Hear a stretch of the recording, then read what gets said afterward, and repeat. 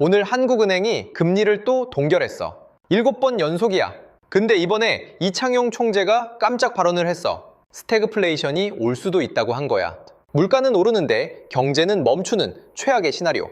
지금 대출 있거나 투자하고 있다면 이 영상 끝까지 꼭 봐. 자, 먼저 상황을 정리할게. 한국은행이 기준금리를 2.50%에서 동결했어. 작년 7월부터 7번 연속이야. 근데 오늘이 특별한 이유가 있어. 이창용 총재의 마지막 금통이었거든.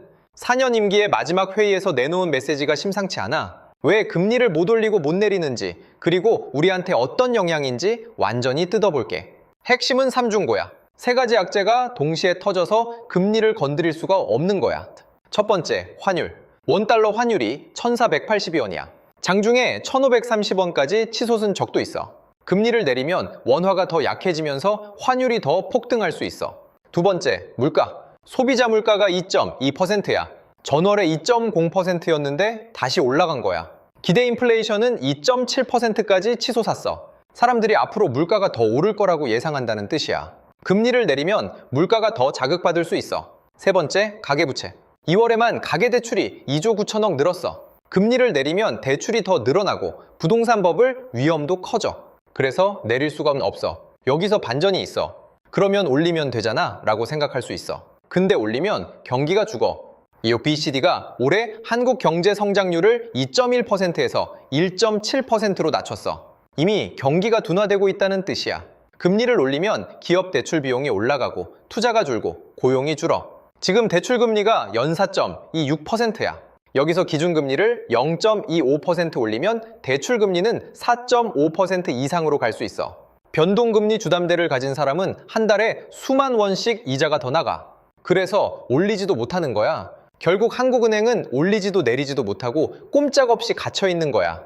이제부터가 진짜 중요해. 이창용 총재가 스태그플레이션이라는 단어를 직접 꺼냈어. 스태그플레이션이 뭐냐면 물가는 계속 오르는데 경제 성장은 멈추는 거야. 70년대 미국에서 일어났던 최악의 경제 상황이야. 총재가 정확히 이렇게 말했어. 최악의 시나리오로 간다면 스태그플레이션 가능성을 부인하기 어렵다고. 왜 이런 말을 했을까? 중동 때문이야. 미이란 휴전이 2주짜리거든. 2주 후에 다시 전쟁이 터지면 유가가 다시 폭등해. WTI가 지금 97달러인데 전쟁 재개되면 120달러도 갈 수 있어. 에너지 인프라가 파괴되면 영향이 장기화한다고 총재가 직접 경고한 거야. 유가가 오르면 기름값, 택시비, 배달비, 식료품 가격 전부 올라. 그런데 경기는 이미 둔화 중이야. 이게 동시에 일어나면 스태그플레이션이야. 자, 여기서 실전 이야기를 해볼게. 지금 기준금리 2.50%에서 대출금리는 평균 4.26%야. 주담대 변동금리는 4.0%에서 5.5% 사이야. 금리가 동결됐으니까 당장은 대출이자가 안 변해. 근데 문제는 시장금리야. 국고채 3년물 금리가 3.6%를 넘었어. 기준금리보다 1.1%포인트나 높아. 이게 무슨 뜻이냐면 시장은 이미 금리 인상을 반영하고 있다는 거야. 대출금리는 시장금리에 연동되거든.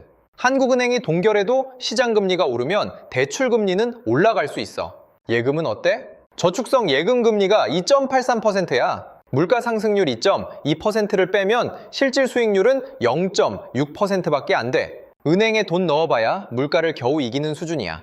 주식시장은 변동성이 극심해. 어제 코스피가 1.6% 빠졌고 오늘은 1% 반등했어. 외국인이 어제 1조 2,894억을 팔았어. 환율이 불안하니까 외국인이 언제든 빠질 수 있다는 거야. 사람들이 제일 궁금한 게 이거야. 금리가 언제 바뀔까? 전문가 70%는 금리 변경이 내년 이후라고 봐. 20%는 올해 3분기 인상 가능성을 보고 10%는 4분기를 점쳐. 핵심 변수는 중동이야.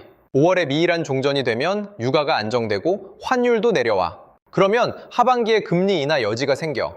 반대로 휴전이 깨지면 유가 폭등, 환율 폭등, 물가 폭등. 그러면 금리 인상 가능성이 나와. 결론적으로 전략은 이래. 변동금리 대출은 고정금리 전환을 진지하게 검토해야 해. 금리 방향이 위로 갈 수 있거든.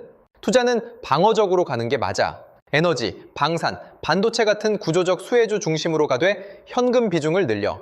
예금보다는 단기차 ETF가 실질 수익률에서 유리할 수 있어. 그리고 중동 뉴스를 반드시 체크해. 2주 후 휴전 만료 시점이 시장의 최대 변곡점이야.